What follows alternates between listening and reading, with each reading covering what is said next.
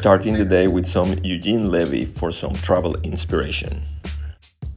Our mode of transportation today is the convenient Uber.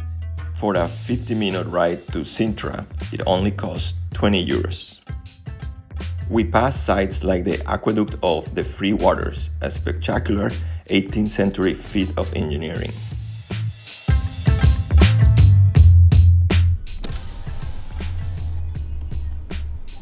The weather today looks very promising.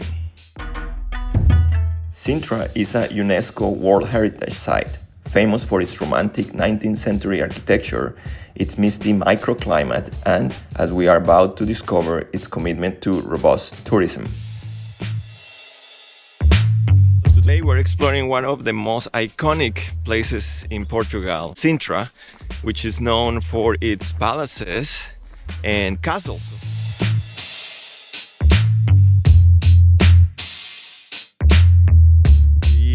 Planning to enter the castle at 10:30. We took our Uber from Lisbon around 9 and it took 45 minutes to get here. We had bought the tickets online, so we didn't have to make any lines, and now it's 9:50 and we're in. A little bit over an hour to get here. We chose a scenic route to walk from the entrance to the palace to avoid the crowds.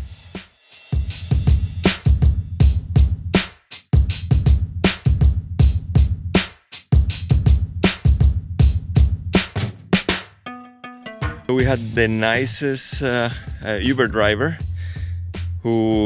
he was born in Sintra and was giving us the tour. So thank you, Paulo, if you're seeing this. This isn't just any palace, it's the best preserved medieval royal palace in Portugal, continuously inhabited by the Portuguese monarchy for nearly 8 centuries. It is most famous for its incredible Moorish tilework, the azulejos, and those iconic conical chimneys. The views from the castle are incredible.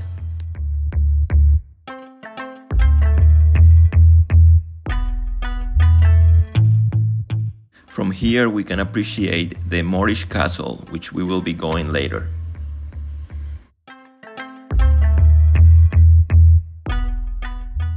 Our appointment to enter the castle is at 10:30, so we need to be there 10 minutes before. We bought tickets online in advance for 10:30, thinking that we could cleverly bypass the unpleasantness of the lines, but we were quickly reminded that we were wrong. Even though we were there 10 minutes earlier before our appointment, we had to wait 30 minutes to be able to enter the palace.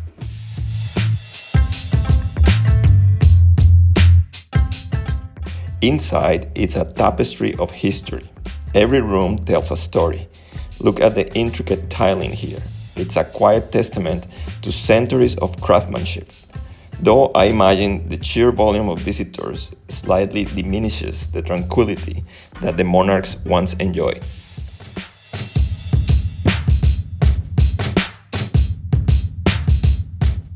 There is a beautiful terrace outside, and fortunately it is full of smokers. And this place is beautiful, but the crowds are huge, even if you have the ticket. You know, like if you have your appointment, you will have to wait because it's always crowded. But it doesn't take away from how beautiful it is.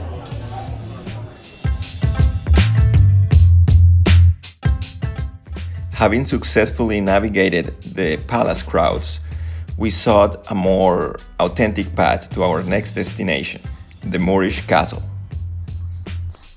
Yeah, we took this way, and surprisingly enough, there is no other tourist. We escaped the crowds. So we're going a different route from what Google is telling us because we found this. So we're following the 689 meters to the castle.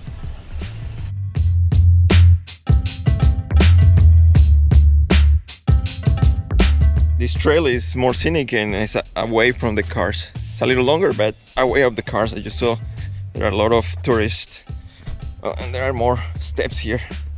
We need to be more more careful. We have fresh air.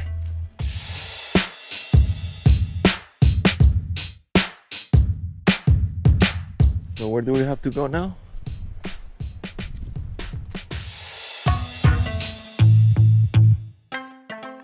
This is truly a beautiful trail. It was the right decision. And as expected, there is no one on this trail. No one.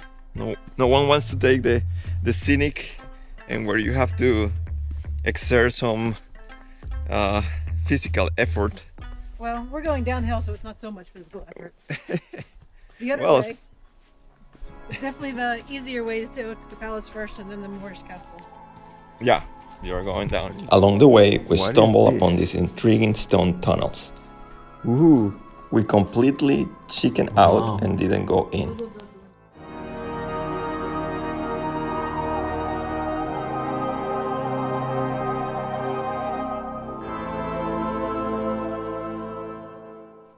So we are getting close.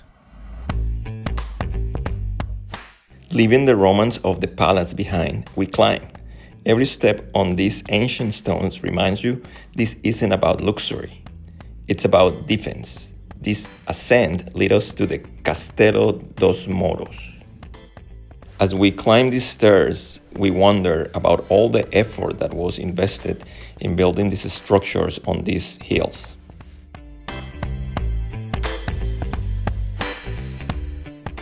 We see this structure and imagine being a Moorish soldier, so we climb it. The stairs are high and narrow, so we need to be careful not to slip.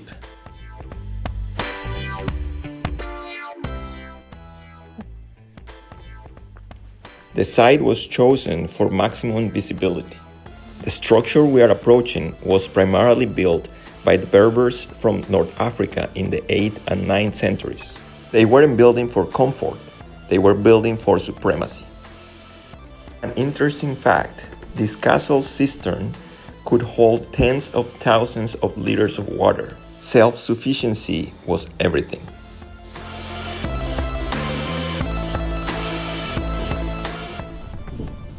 Now, this is a view worth the climb. From here, you truly understand the strategic brilliance of the Moors.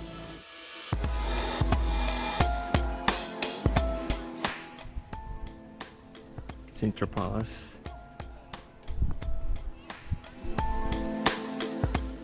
From this point, you can see everything. The town, the valley, even the Atlantic Ocean. It's a stark, powerful beauty, devoid of frippery. Rather refreshing, totally the opposite from the Palace of Sintra. This was really a strategic place. The castle saw significant action during the Reconquista, eventually falling to Christian forces in 1147. What remains are these incredible evocative ruins, offering one of the best perspectives on the entire Sintra region. After navigating the main ramparts, there is always one last climb to claim the true prize.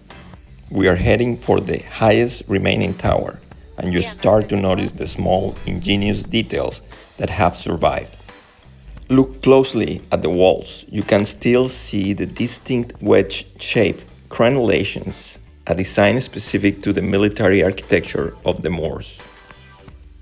And here it is, the view of the conqueror. You feel the wind up here. This isn't just a panorama, it's a living map. From this height, you truly appreciate how the castle walls mimic the jagged peaks of the Serra da Sintra mountain range. Yeah, this Moorish Castle is a great experience. The weather has been great. A little bit of exercise with all the steps that you have to go up and down. And the amount of tourists is definitely more tame than on the other side. Overall, fantastic. Now time to celebrate today's accomplishments.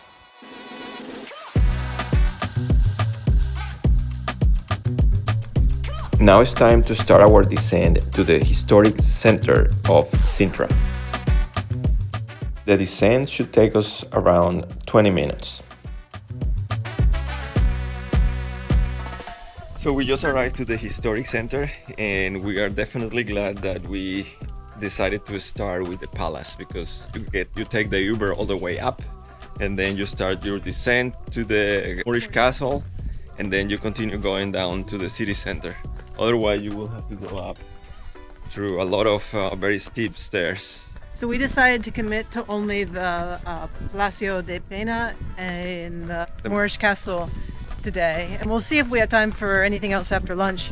But so far we started at 10. It's just after 1 now, and we've walked about like 8-9 kilometers, about 10,000 steps. You can definitely these two things are definitely doable in a day. If you want to do more of the sites in Sintra, I think you could do 3 in a day, but you'd have to be a little bit rushed. Maybe you wouldn't have maybe time for a sit-down lunch. And in the summer, there's more daylight, so in the summer, I think 3 would be easy. Yeah. And it started very this early. time of year, if you started really early, you could do 3 or 4. But for a relaxed pace, I think 2 things, max 3 is ideal. Now our thoughts are all about sustenance. We descended into the charming city center with the goal of having lunch at Sintra Terrace.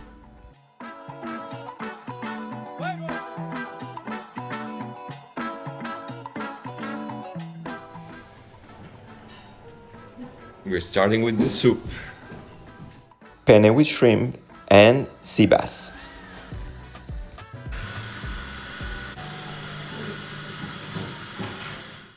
And then we had to try the local delicacy, the Travesseiro, from Periquita. Literally, it means pillow in Portuguese. It's a puff pastry filled with almond and egg cream. And to make it easy to digest, we ordered some hot chocolates. And we finished with pastel de nata.